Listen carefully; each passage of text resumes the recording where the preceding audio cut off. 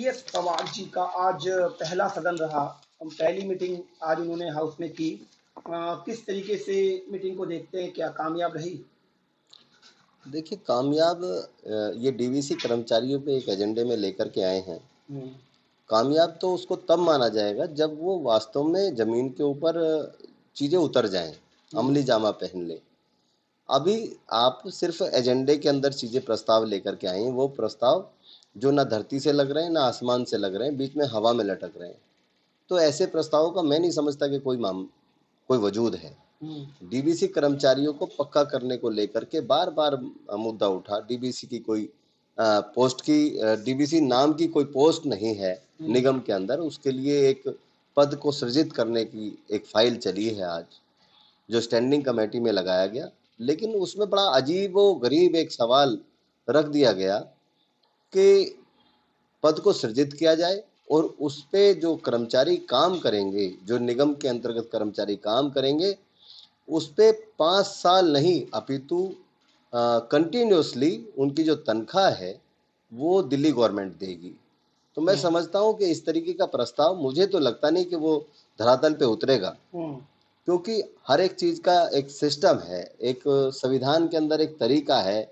कोई भी जब पद सृजित किया जाता है तो उस पे दिल्ली सरकार उसको 5 वर्ष तक वेतन दे करके उस पद को सृजित करती है, चलाती है। 5 वर्ष के बाद जिस विभाग के लिए, जैसे निगम ने कोई पद सृजित किया गया तो उस निगम 5 वर्ष के बाद उस निगम को उसकी तनख्वाह देनी होती है, ऐसा प्रावधान है।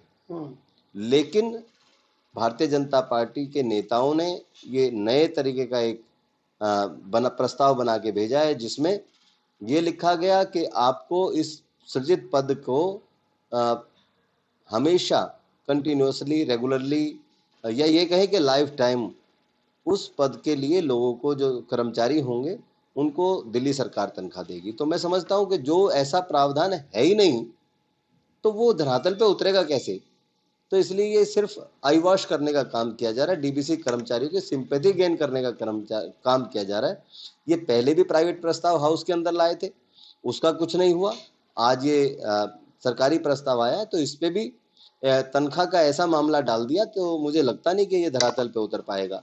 ये सिर्फ कर्मचारियों के साथ झूठ, फरेब और धोखा देने की राजनीति कर रहे हैं, उनका काम नहीं करना चाहते। इनसे सिर्फ काम लेना जानते हैं, काम करना नहीं चाहते। और मैं आपकी जानकारी के लिए एक बात और बता दूं, हमारे दर्शकों को भी पता चल जाए कि डीबीसी कर्मचारी आज जो निगम के अंदर काम कर रहे हैं, उनकी तनख्वाह हमेशा से ही दिल्ली सरकार देती आई है। अभी भी दिल्ली सरकार उनकी तनख्वाह दे रही है, अभी भी निगम नहीं दे रहा है। और जब उसके लिए परमानेंट पोस्ट की नियुक्ति हो जाएगी तो फिर तो विभाग को देना पड़ेगा।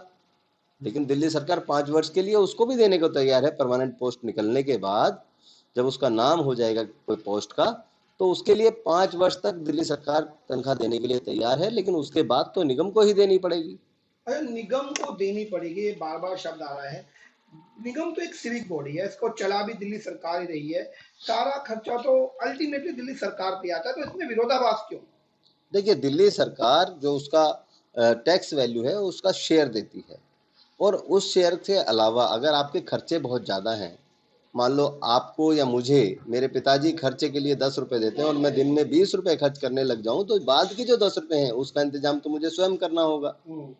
इसी प्रकार दिल्ली सरकार जो खर्चा देती है वो अपने टैक्स शेयर का हिस्सा देती है। टैक्स शेयर का हिस्सा देने के बाद अगर आपके खर्चे ज़्यादा हैं तो निगम उसको खुद से उठाता है।